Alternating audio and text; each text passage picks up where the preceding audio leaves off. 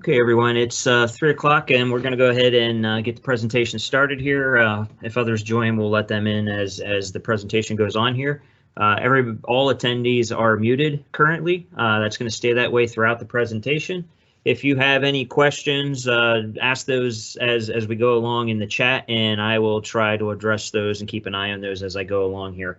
There will be a question and answer time where I'll circle back and look at chat for any questions at the end of the presentation here. There will be a copy of this sent out. It will also be available online. We also would suggest, we are doing a podcast, some cybersecurity podcasts as well, that kind of touch a little further on some of the topics we'll be covering today. Those are also going to be posted to our website in the upcoming month here in October. If you're interested in further content or more detailed information about some of the things we talk about here, I would suggest you listen to those. They're pretty short and sweet, but really cover the point. So let's go ahead and get started here. As the title is, basically, we're going to talk about cybersecurity and how really the weakest link of that cybersecurity is through humans. So my name is Brian Powell. I'm the network engineer manager here at PCA Technology Group. I'm also a certified ethical hacker. So a lot of this stuff we're talking about is basically stuff I could do from an ethical side to test people. So let's get started here. So why are we worried about cybersecurity? Well, I'm sure everyone hears about some kind of security breach, whether it's your cell phone provider, whether it's your gas line, whether it's something else that goes on throughout the news media. So basically, it's a big deal. So, in the year 2020, obviously, it broke all the records when it came to cyber attacks. 80% of senior IT leaders believe their organizations lack some type of sufficient protection against today's cyber criminals. And you also need to make sure that, there's a lot of regulations and compliance and insurance requirements out there that we as businesses, specifically here in New York State, that you need to make sure you comply with. One of those is obviously the New York State Shield Act. So you need to make sure that you have the correct layers of protection in place, the correct policies in place for those. And then there's other more higher level restrictions, whether it's DFS or PCI, HIPAA, if you're a medical facility and things like that, that also fall into this. So, cybersecurity is a big deal, regardless whether you think it is or not. It does apply to every business at this point. And so that's something to keep in mind.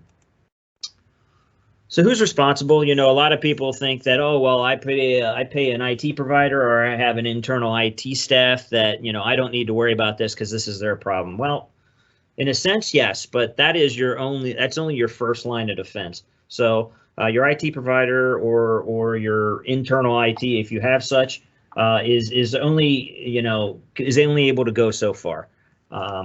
Really, the responsibility lies at the end user, which is owners, employees, pretty much everyone that has access to a computer. That's basically where the responsibility starts, and we call it what's called the human firewall. And really, this presentation is really designed to increase your level of human firewall by making everybody aware of some of the tactics that the bad guys are using out there, and to try to avoid some of those tactics through how they try to get you or trap you into falling for them. So the other thing to note too is that if you do happen to fall for one of these, or they do somehow find their way in, hackers just don't send up the flares or light up the lights and say, hey, here I am, I got you. They're usually in your system for up to possibly 7 months before they even let you know that they've been there. And what they're doing is really, first of all, they're trying to figure out who they got. So, most times hackers aren't physically targeting specific individuals or specific companies. They just happen to throw blanket stuff out there in hopes that they get somebody on the other end, much like phishing. Basically, you just throw a line with some bait on it, and you're not necessarily sure what's grabbing at the other end until you pull it in. So that's really what they're doing over their 7-month period of time. And once they figure out who they got, they figure out, okay, what kind of data, if any, can I monetize?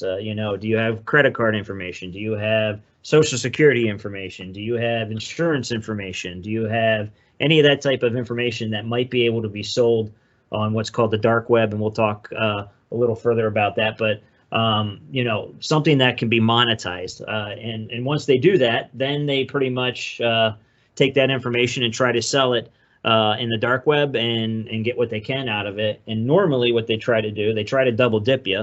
And what I mean by that is they not only steal your data and try to sell it to anybody who wants to buy it, but they also try to, they usually encrypt your data to the point where you can no longer use it. And so they hold you ransom by asking for a ransom to unlock that data. And unless you have good backups, a lot of times you're left with one of two options. You either start over from scratch, or you attempt to pay the ransom and hope that these guys are ethical criminals.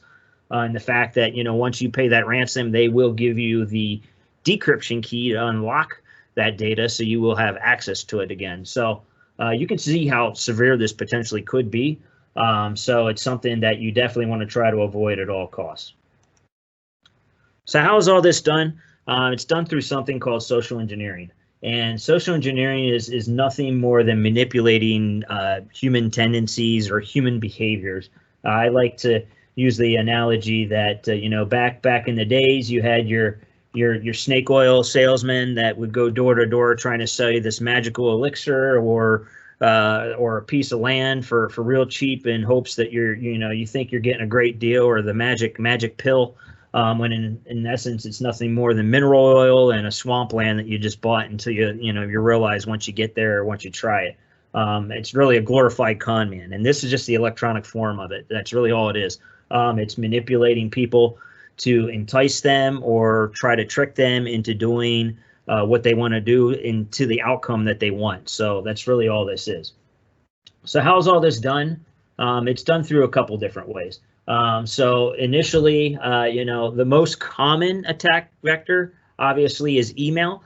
Email is probably utilized in 90% of the social engineering attacks that are done.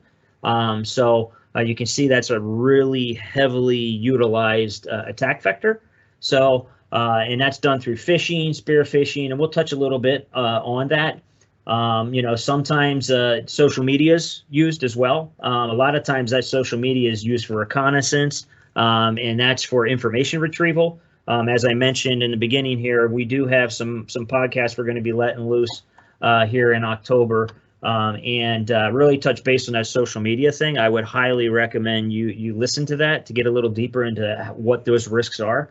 But just to quickly touch upon it, I would be extremely careful what you post on your social media sites, because a lot of that information could be used in potentially answers for password resets or password retrieval questions and things like that. I saw recently, because school just started up, that a lot of people were posting all these first day of school pictures all over their social media sites. Oh yeah, the first day of second grade, the first day of kindergarten, and on that they have these little posters or chalkboards that have all this information on it. Their favorite food, their favorite color, their favorite animal, their favorite whatever. And what you may not be realizing is that usually when that's instilled at a young age, that favorite whatever it is ends up remaining throughout their adulthood. So you're giving away potential password reset information for your child before they're even old enough to realize what's happening. So you want to be very careful what you're posting out there for people, because it can be used. It can be scavenged and used against your child later in the future as a password reset. What's your favorite color? That's a perfect example of a password reset. Who was your second grade teacher? What was your high school mascot? All that information can be obtained from social media because people post about where they go to school and all that stuff, and you can just kind of do some reverse analysis of that and figure out what the mascot of that school is and all that stuff. So be very, very careful what you're posting on social media because it could potentially be used against you. In that case for your children, I would say go ahead and post it, but blank out and blur out all that information, or do it without that board. It's a lot safer that way because it's basically open for the public to see. The other thing too is, we mentioned about ransomware. A lot of this stuff is done through automation, so we'll talk a little bit more about that. Who's behind it? A lot of times it could be criminal groups, it could be government entities that are trying to get into places and use it as a business model. Like I said, this happens all the time, and it is definitely very economical for the bad guys to do this, unfortunately. And very rarely are the attack vectors physically on site. Like I mentioned, you're not really being targeted per se, unless you're a big company or have some valuable assets. But occasionally there are some on-site attacks at that point too. So let's start off with web surfing. So how can you protect yourself, through web surfing and be a little more cautious? Well, the first thing is while you're at work, if you're on work resources, whether it's a work computer, work desktop, laptop, tablet, whatever, or even your cell phone while you're connected to a work network, keep your web surfing limited to business use. That limits your exposure and also the potential of falling into a potential malicious or bad site. So don't be going around worrying about, oh, hey, what's the latest deal on this shopping site, or what's the latest deal on that shopping site.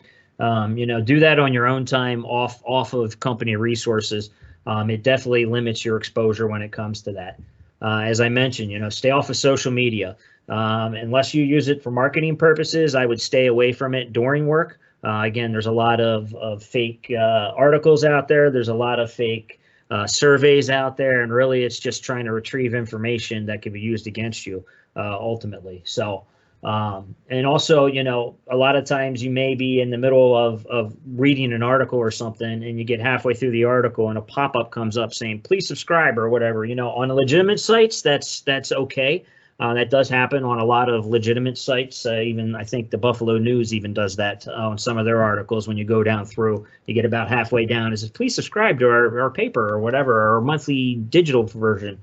But on sites that you may not be familiar with, again, those pop-ups could be malicious, and you think you're actually closing the pop-up down when in fact it may close that window down, but you may also be clicking on something that actually downloads something in the background that you may not be aware of. So again, the easiest way to avoid a lot of that stuff is just keep your web surfing limited and make sure it's for business use. And it avoids a lot of that stuff. We'll touch a little bit more on this because it does kind of tie into the email piece of it, which is where we're going to be moving on to next year. So some email tips, same thing. When it comes to your work email, and I'm talking about your work email address, use it for business use only. Do not use that for personal usage. Don't use that for your Amazon shopping, your eBay shopping, your PayPal, your whatever, your FedEx, your UPS. Don't use your work email for personal items. Keep it for business use only. And the reason why I say that is because a lot of the tactics that the email attacks try to entice you to do is send you fake shipping notices, send you fake payment notices, all that kind of stuff. iTunes, if you use it for your iTunes account, the same thing. They send you all these fake things, and the easiest way to avoid it is if you're not using your work email for those type of things, obviously you're going to know it's fake. It's like, why the heck am I getting this if I'm not using this email for that? If you are mixing your email with that, it's very easy to fall for that, unfortunately. So I would say if you are currently doing that, change your habits and change them very quickly. Because it's much easier to be able to determine if it's actually real or not. If you're getting an invoice from Amazon saying, hey, here's your purchase, obviously if you're not using your work email, you can quickly ignore that because it's fake. So that's the easiest way to do that. On the same note, don't access your personal email while you're connected to your work network, whether it's again on your cell phone with your work network or if it's from your work PC. It's pretty much the same thing as if you were mixing your business with your personal usage. Again, you would open up, if you go to your webmail on your work PC and you happen to open up one of those things, it's grabbing the information off of your current connected device, which is your work PC. So it's very similar to sharing your email usage. What I would say is if you want to connect and check your personal email, do it from your cell phone and make sure you're doing it on your data plan and not any wireless network that is within your work. That way you're completely isolated when you're doing the two. The other thing too is to mention here is we also recommend if you're using Outlook as your email client, and this pretty much it could apply to Macs, but if you're running the Mac version of Office, but if you're using Outlook, we highly recommend you disable the preview pane. The reason why we say that, and the preview pane is basically, you can see here in the example that, when that top message is highlighted and it's grayed out, it's not really highlighted, but it is highlighted. It's the light gray section. It actually opens up the email in that pane on the right-hand side there and shows you the contents of it without you physically opening it. So the problem with that is if you are running that and somehow or another someone happens to send you a malicious email, that all you have to do is open it and it could potentially start doing something. If you're running preview pane and you get this over lunchtime, as soon as that message gets highlighted on the way in, it will actually open that message while you're away from your desk. And if there is something malicious in it, it could be running for over an hour before you get back from lunch, or if you leave your machine on overnight without closing your apps down, it could be running completely overnight without you even realizing it until the next day. So highly recommend disabling that. It's pretty simple. You just go to the view option at the top of that page there, go to the reading pane drop down that's also highlighted in this example. When you do that, it'll usually say right, bottom, or off. Just turn it off. And then really the only thing is you're going to have an additional step to have to look at your email. So if you are using reading pane right now, you're probably just used to, all I got to do is click on the message and it'll highlight and show me it. Now you got to double click on it, but you are in fact looking at the message before you act upon it. So you might be able to detect, hey, this kind of looks weird and maybe I shouldn't be opening this, versus the software just automatically opening it because it happens to be at the top of your list. So highly recommend disabling that to avoid any type of automation that may be happening in the back end. So here's an example of a phishing email, and this one looks like it's coming from Microsoft Outlook. So if you're an Office 365 user or a Microsoft 365 user, which is called now, you may potentially fall for one of these, and it's very easy to do. So it looks like it's coming from Microsoft Outlook. Basically it's saying, hey, my password's expired, or your password's expired, and I need you to click on this change your password immediately, or click below to change your password. So you can see it looks like there's two hyperlinks in this email here that they want you to potentially click on. So without physically going too deep into this, let's say you get one of these emails and you say, okay, oh my gosh, my password is going to expire, so I'm going to click on this change your password link, or this other one, whichever, it doesn't really matter. You click on one of these links, what happens? Well, you're going to be taken to a site that looks like Microsoft Outlook, and it's going to ask you for your login and your password. Your login is going to be your email account, and your password is obviously whatever password you set. When you type those credentials in to that area, you're probably going to get some sort of error message come up saying that they're incorrect, or there's been a failure or something like that. And more times than not, that page is going to redisplay itself, and you're going to type it in a second time, and the second time it's going to work. So you're going to think, oh, well, I must have just fat fingered or mistyped my password the first time around. Well, what happened is actually these links, this email is in fact fake. It's made to look like it's real, but it's fake. And those links that you clicked on actually take you to a fake web page that is intended to look just like Microsoft. And when you entered your credentials in there, those credentials are actually recorded and sent to the bad guys that set up that fake page and also sent this fake email. So now you physically gave them your login information without even realizing it. And the reason why it worked the second time is because when they refreshed the page, they actually sent you to the right Microsoft site. So the second time you were on the real site and it would work. So they basically tricked you exactly, which is what they were intending to do, to enter in your credentials, and you gave your credentials away. So how do you avoid this? Easy. You get one of these emails out of the blue. Never, ever click on any email that comes to you unless you're anticipating it that has any type of embedded links in it. If you're getting this from Microsoft Outlook and you think this is legitimate, don't click on that change your password link. Don't click on that one where it says click below to change your password. Go to your web browser, open up a brand new browser, go to Microsoft site yourself by typing it in there, then log in with your credentials. One, you know you're getting to the right page because you're actually typing it in, and two, those credentials would be on the right page as well because you typed it in. It's very easy to make these appear like they're going to the right site and to trick people into doing it. So our recommendation is never click on any links in any emails that you get unless it's something that you're anticipating, and we'll talk a little bit more about what that is. So that's the easiest way to avoid these type of tactics. Here's another one. It's a phishing email.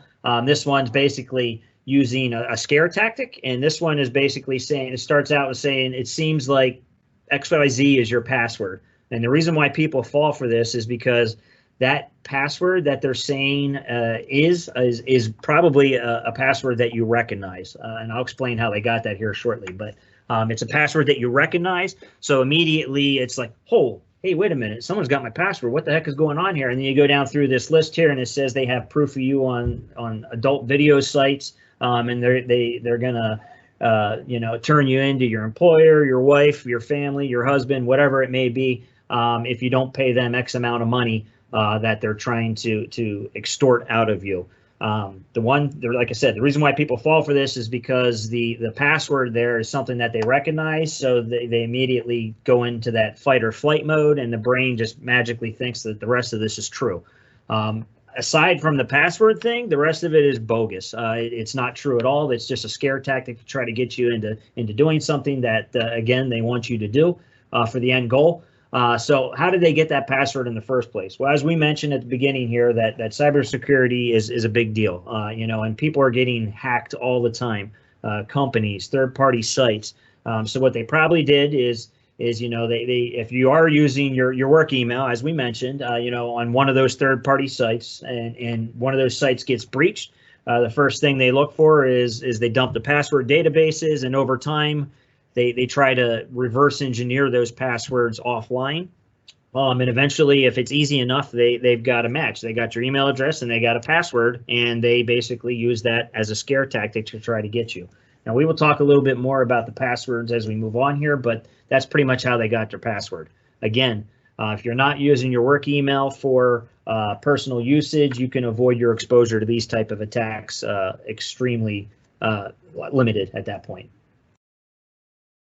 So here's another one that's going around. This one is more targeted. This is called a spearfishing. So, phishing, think of it as a scatter shot with like a shotgun, where you're kind of just shooting things out there. The bad guys are just kind of laying bait all over the place and hope that they get somebody. Spearfishing is okay. Now you're tracking something. You're not sure what you're tracking, but it's a little more targeted. In this case, most of the time it's targeted towards your HR department or your financial department. So if there's anybody on the presentation that's in those roles, listen, because this is a very, very highly ongoing attack that goes on right now. So basically what this is, it's this one specifically is targeting the payroll person, and is pretending to be an internal employee. So this pretend employee is saying, contacting the finance person saying, okay, I want to change my direct deposit information, and I want it changed effective immediately, and here's what that information is. So if the company or the person at the other end in finance doesn't do any follow-up on this, they could inadvertently send payroll to an account that basically was set up with fake or stolen credentials. And as soon as the money hits that, the account the money will be withdrawn, the account will be closed, and they'll be gone with the wind. Basically, you basically sent a payment, a payroll payment to somebody that isn't real. So never, ever, ever do any type of financial request via email only. Always follow up with either paperwork in person that's signed by the potential employee, or a physical phone call with that entity where you're physically talking to that person. Paperwork, obviously, in person is the best way, because in fact, it's the person that's requesting it and not somebody else. You can still dupe somebody over the phone if you have a large company, and it's a lot of times the finance person may not personally know who the entity is. So it's easy to trick them then, even on the phone, because they really don't know that person anyways. Just be aware that you should always have physical interaction with the person that's requesting this, so you don't inadvertently fall for this type of attack. And then the next one here is even more targeted. So think of this as it's called whaling. And basically the reason why it's called whaling is because you're going after the big fish.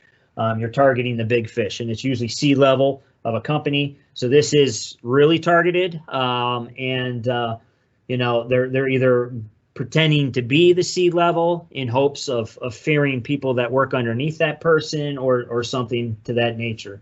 We'll show you an example of that. So here's an example of someone pretending to be the CFO, and they're probably contacting someone that works underneath them, or maybe in an administration. In this case, it's got to be someone that has some type of authority for finance. So it's got to be probably someone that works underneath this person. But what they're doing is pretending to be the CFO and saying they need a wire transfer, again, requesting some type of financial transaction via email only.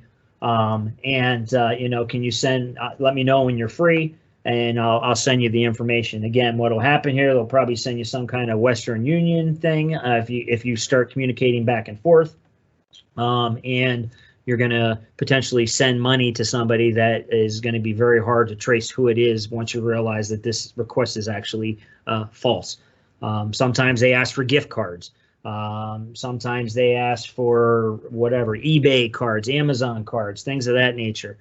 Never, never, never just blindly follow the request of something that's financially related that's requested only email. Always follow up via voice or physical with the person that is requesting that.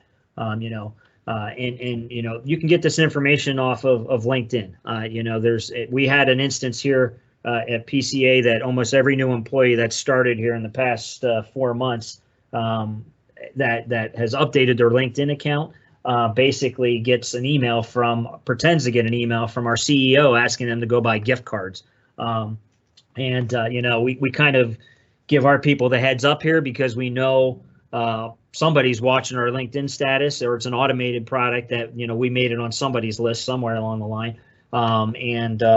It's basically an automated tool that scrapes any updated information. So the minute you change your status to, hey, now I'm working here, that automated software will grab that information and alert whoever's running that automated software that, hey, there's been a status change, and here's a potential next victim, and here's the company. You can basically build a whole entire attack chain simply by a LinkedIn profile. So again, it goes back to that social media thing.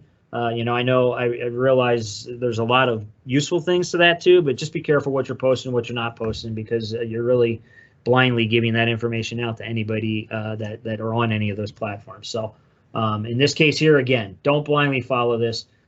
Call the person that's requesting it and ensure that it's actually the person that's doing it, or physically walk up to them and ask them if they're in the office. So you can avoid these type of attacks. Here's another example that some of the stuff, again, we kind of touched base on this with the first one with the phishing thing, but again, this is an email that looks like it's coming from a bank. In this case, it's Trusted Bank, and it's basically saying they need you to authorize a withdrawal attempt in another country, and click on that link there to verify that this is true. Again, if you're getting this email out of the blue, do not click on that link that's embedded there. If you are a Trusted Bank customer, go to your web browser, open it up yourself, go to trustedbank.com by typing it in yourself, log in with your credentials. That way, again, you're on the correct site. And if this is actually true, as soon as you log in there, somewhere in your message center or within the platform, there's going to be a way that's going to ask you for this information there too. So again, don't fall for these type of things. If there's a link in the email and it's not something you just generated or anticipating, do not click on those links. In the event you are expecting that, and what I mean by sometimes when you do legitimately change your password sometimes, or you forgot your password, you will get one of these emails that say, hey, you forgot your password, click this link. If you just generated that, or that was you that requested that, in that case, it's different. You can click on that link, or you can do the same thing. You can copy and paste it, or copy and type it in manually if you want to. But that's something that you're expecting, so I don't anticipate you having to type that whole entire thing in, because a lot of times those have embedded codes and stuff in them. But if you get one of those out of the blue and you didn't just do that, definitely do not click on that link. So just be aware of that. The other thing too, especially in this area, in the Western New York area, which I assume everybody on this presentation is from that area. If you're an M&T Bank customer, I also want to just throw out there, there's been a texting attack going on. So somewhere along the line, people are just blindly sending emails or text messages out to everybody, whether you're an M&T customer or not, but they're claiming to be M&T, saying that your account's been compromised and to either text back or call this number. That is bogus. Do not fall for that.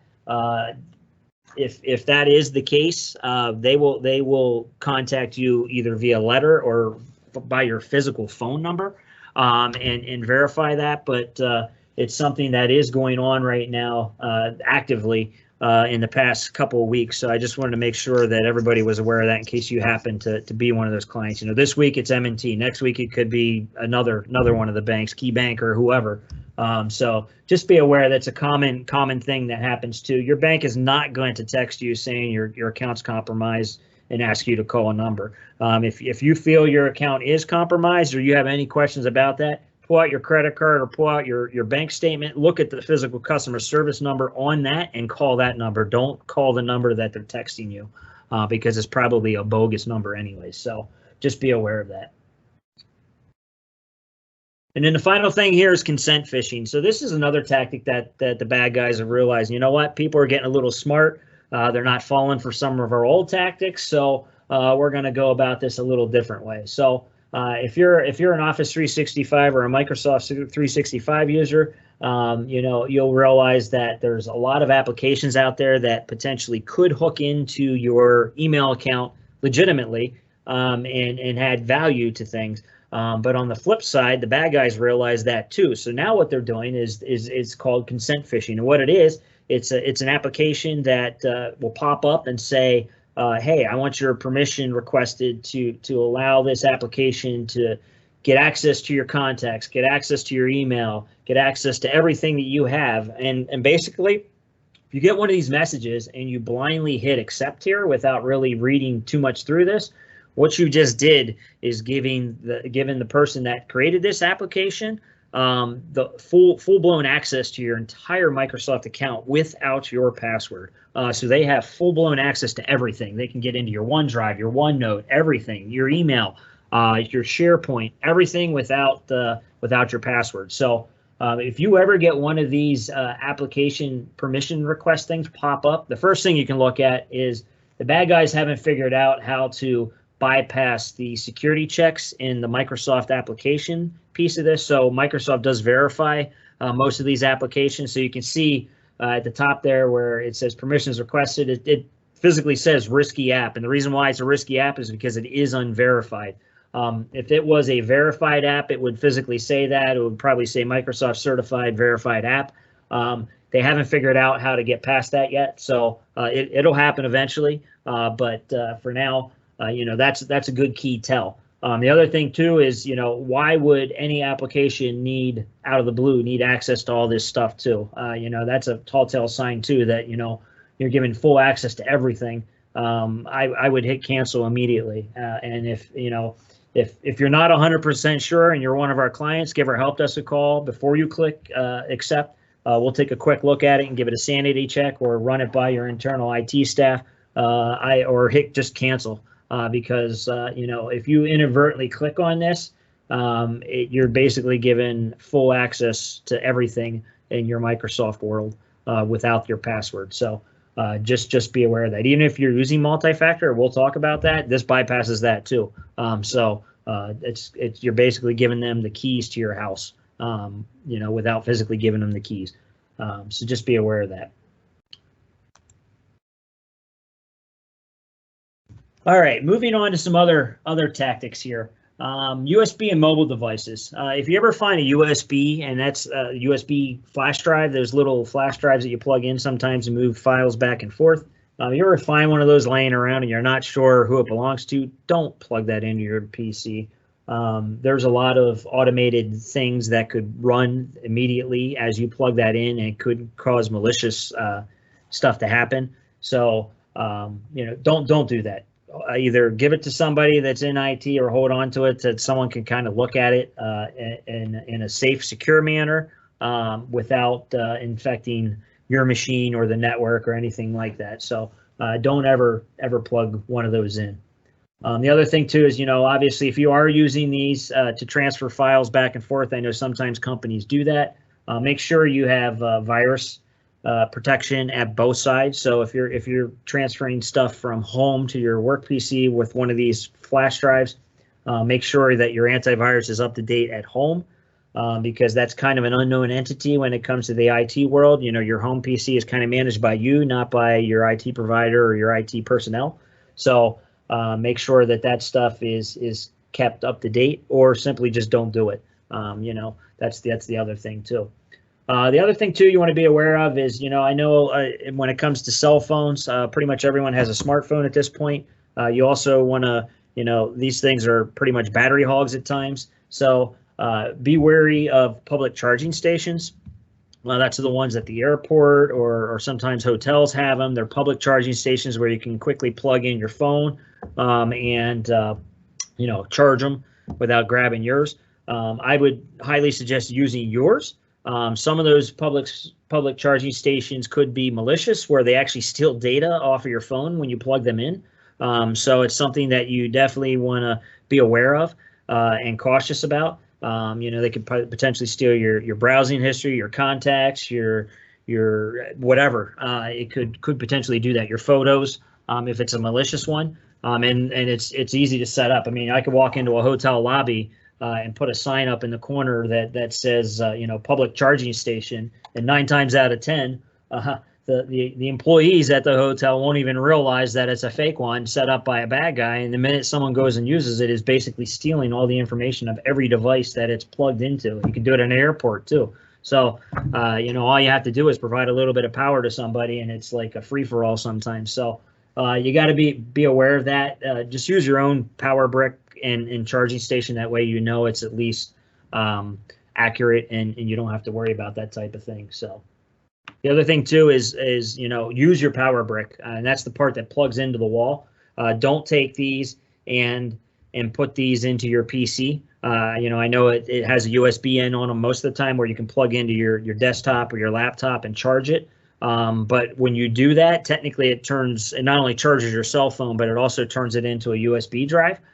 So you've got to be very, very careful with that, in case there's something that happens to be looking for a PC when that gets plugged in. So use the wall brick that comes with these, and you should be safe in that aspect. And we mentioned about this before, multi-factor authentication. So what is multi-factor? We're going to get into passwords here shortly, but multi-factor is basically the concept of something you have and something you know. That's where the multi-factor comes into play. So the something you know is usually your username and your password. That's the part that you tend to know. Something you have is usually a secondary method to authenticate you as being the real person. So this is really handy in the event that you have your password somehow gets compromised. If you're running multi-factor, even with your compromised password, it may not be 100% that big of a deal. Now, multi-factor isn't 100% either, but it does add that additional layer. So if someone does happen to have your login and your password by some chance, without this second factor, they're still not going to be able to log in. So how this works is basically something you have is usually it's an app or something that's on your cell phone. So you physically have this on your body. So when you log in, when you log into a website or whatever it is, you're going to put your username, your password in there, and then it's going to ask you usually for a code that is generated on your cell phone, or it's going to send a notice saying, hey, I noticed you're logging in here. Is this you? Where you have to physically hit yes, it's me, or enter in that 6-digit code that's completely randomized every 60 seconds on your phone. So again, this is an extra layer of protection. I mentioned it's not 100%, but it is 99% effective against hacking attempts. So unless your phone is somehow compromised or the person is like physically around your area where they know and are expecting this code to be generated, it's very hard for this to get in. So it's very difficult. If it's something you think you're interested in, this is the sales pitch part. PCA is offering a 60-day trial for MFA. For if it's something that you don't already use and something you want to test, we could potentially offer that free trial. So that's the end of the sales pitch side of this. But yes, it's definitely helpful. I would recommend not only using it for business, I would recommend using it for personal as well. On your bank accounts, anything financial related, I would definitely use Multifactor for.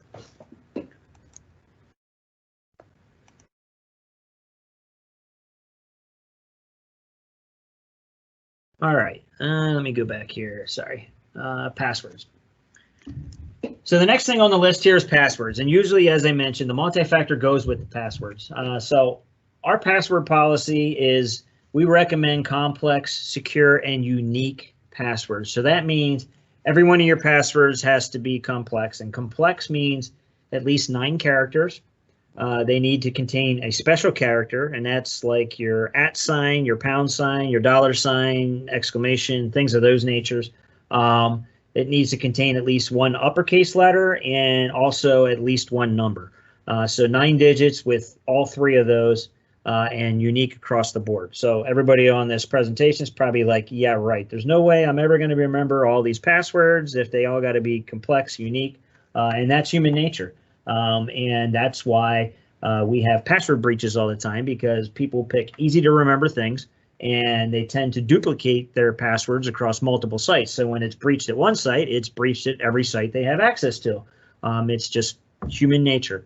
And the bad guys know that, and the bad guys rely on that. So the idea behind it is that they want to try to hope that happens, and obviously you as the end user need to keep that from happening. So again, if you follow this procedure, I'm going to tell you a little trick that you could potentially use in order to not fall victim to easy to remember passwords, but use these passwords and also a way to know what those passwords are. So I know there's electronic forms of this online where you can store your passwords online that say they're secure. There's about 4 or 5 big ones out there currently that do this for you and will auto-populate it once you log into the site the first time. It'll save that password, it'll create the password, it'll save that password, and auto-populate it every time you hit that site. I personally am not a big fan of those. They are huge targets for the bad guys because they know everyone's passwords are there. And as I mentioned, there's 4 or 5 big ones out there. And out of those 4 or 5, 3 of them have been breached already, and 1 has been breached twice. So, my personal take is I would stay as far away from those as I possibly could, but that's just my take. Me personally, I actually write my passwords down, and I actually write them down. I actually write them in a text file. I store them in a text file. It is encrypted, so I have to remember 1 password to open that file up. But if I were to take that encryption off and just I would be able to give my written password list to anybody and securely. I'd be confident that no one would ever be able to get into any of my sites with that password list. So the reason why that is because I don't record the entire password in its entirety on that list. So let's say you just write it down on a piece of paper, which you could do. What I recommend is you don't write either you don't write the entire password down or you write it down in a way that adds characters. So let's say you're using 9 characters and you're going to write your password down on a piece of paper. So the first password you have, instead of writing 9 characters down, you may only write 7 characters down. There's missing pieces of that password. And the second password, same thing. There's missing pieces. Those missing pieces are going to be identical on every single password. It could be 2 characters at the beginning. It could be 2 characters at the end. It could be 1 at the beginning, 1 at the end. You come up with whatever pattern that is, and only you know what that is. So it would be the same across the board on every one of those passwords, but those passwords are all unique, except for those characters that you're not physically writing down. So if someone comes across that password list and they try one of those passwords, it's not going to work.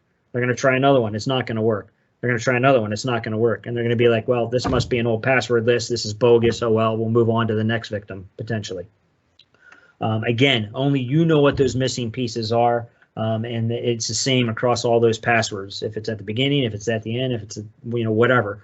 And it could be more than 2 characters. It could be 4 characters. It could be 6 characters, however many, whatever that pattern is, only you know what that pattern is. So that's one way to do it. The other way to do it is to add characters. So in the event you're using a 9-character password, let's use the same 2 characters, as we did with the missing ones. We're going to add 2 characters to each one of those passwords. So now we're recording 11 characters on that piece of paper instead of 9 characters. So the true password is 9 characters. You're adding 2 additional characters somewhere along the line, whether it's in the beginning, the end, 1 at the end, 1 in the beginning. It could be 4 characters. It could be 6, whatever. You know what that pattern is again. And you know that when you go to enter that password, you're peeling off whatever those extra characters are. Now, in the event you are using extra characters, the one thing I want to caution is, unlike the one with the missing characters, you can't use the same characters that you're adding to each one of the passwords, because there's actually software out there that I can run your password list through. And if you are using the same characters to pad every one of your passwords on that list, it will actually pick up that pattern and tell me that that is your pattern that you're doing. So, if you're using 2 characters, let's say your first password is AB. Those are the 2 characters that you added. On the second one, don't use AB again. Use completely 2 different characters, whatever it is. So it doesn't really matter what you're using as long as they're not the same going down through there. That way that software can't figure out exactly what you're adding to all those passwords. So that's just a trick to use, for recording your passwords. Again, you can use the online ones if you want to. That'll automate this for you, but I personally would rather have my passwords on my person. Now I do have paper copies too, and again, they're encrypted as well. At least on the piece of paper they are, and I have them stored, one in a safe in my house and one in a safety deposit box, because if I ever lose that USB key that has that text file on it, I'm not going to remember every password that's on it. So I need a paper copy to be able to recreate that. But again, I'm not worried about someone breaking into my house and into my safe and finding that list, because what they're going to find is not going to work anyways, because I have some sort of pattern, whether it's added or missing or whatever. Only I know that. So, I would post it online, and good luck trying to figure it out. So I'm comfortable with that, and I feel safe in that aspect. I would sooner me control my own passwords. But everybody, has their own preference. So just be aware of that. The one thing I do want to note too is that, that everyone's probably heard of the pipeline hack that happened a little while ago. That pipeline hack actually happened from a password breach. It was actually on it was a compromised password, because that person was using a work email for a private site. That private site got hacked. That entity used a password that was common across all their sites, and that person actually left the company. And unfortunately, the IT company never disabled the account, and they just started blindly trying VPN access. That user came up on a list and happened to be the right password, and that's how that hack actually happened. They actually utilized a breach password that was posted on the dark web, and on an old account of a person that wasn't even there. So it was multiple layers of failure there that caused that. But again, you got to be very, very careful and not reuse your passwords to avoid that type of thing. So here you can see how fast it is to breach a password. You know, in a 9-digit world, if you're using numbers only, it's pretty much instantaneously.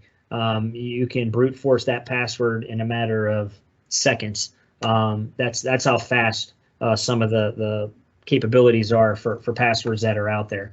You know, and you can see as you go on here, you know, you start adding numbers and symbols and stuff into it. It takes quite a while to get those at you know, a complexity side of things. So, you know, if you extrapolate this out, if you go to 11 digits instead of 9, you know, you can see it's going to take 400 years to break that. So we're all long dead and gone by that time, by the time it even gets breached. But just this is why we recommend those. The idea is that, you know, and to change your passwords frequently. And, you know, it's a constant cat and mouse game. If, in fact, the bad guys do happen to figure out what your password are, by the time they figure them out, you're probably have changed it already. So that's the concept behind the whole, you know, cat and mouse game. It's, as fast as they figure it out, it's a different password anyway, so they got to start all over again. And by the time they figure that out, you've reset it again, and so forth and so forth. So it's just something to be aware of.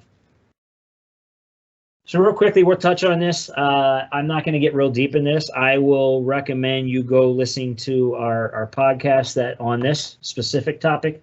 That will be posted to our website here coming up in October.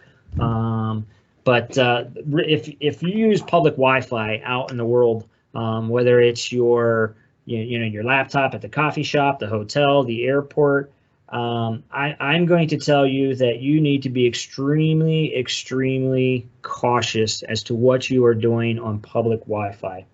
If what you're doing on public Wi-Fi isn't something that you would walk up to a complete stranger on the street and tell them about, you better not be doing it on public Wi-Fi, because that's pretty much what you're doing.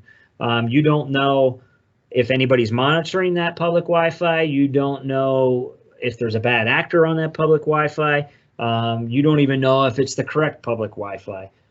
So just real quick, I could potentially mimic a coffee shop's public Wi-Fi. And set up my phone or my laptop that actually acts like a Wi-Fi access point. And for unsuspecting visitors or customers that come in there, they could potentially connect to my machine instead of the real access point that's in that company. And pretty much everything they're doing, I can pretty much see, because it's going from their machine to my machine, out to the internet, and then back. So it's called a man-in-the-middle attack, and it's actually fairly simple to do, and people can easily fall for it.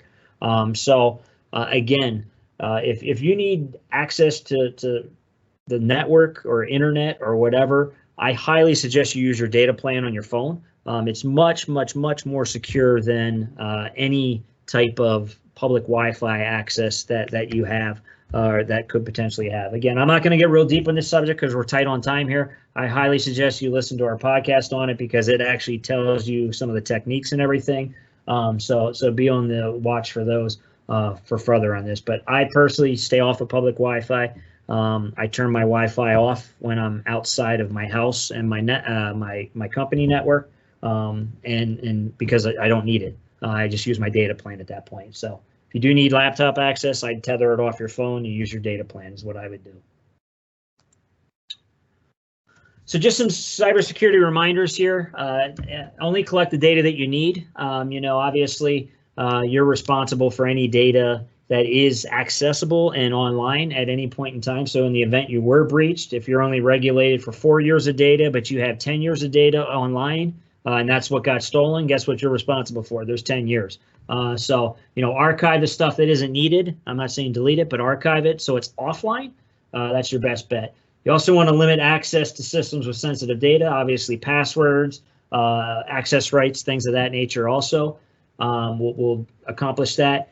Secure your personal devices, set up the proper firewalls and networks, disable accounts of former employees, as I mentioned. You know, as people leave, make sure those accounts are disabled so they're not utilized for potential attack vectors by bad guys.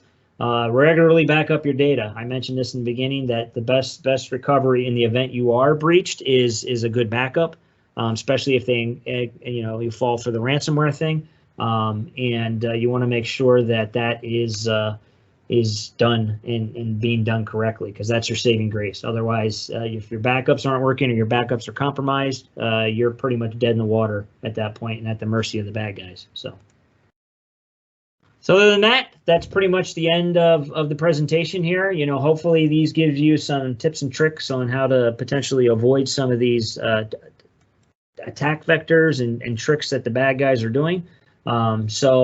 I don't know. I don't see any questions. If there's any questions, now's the time to ask.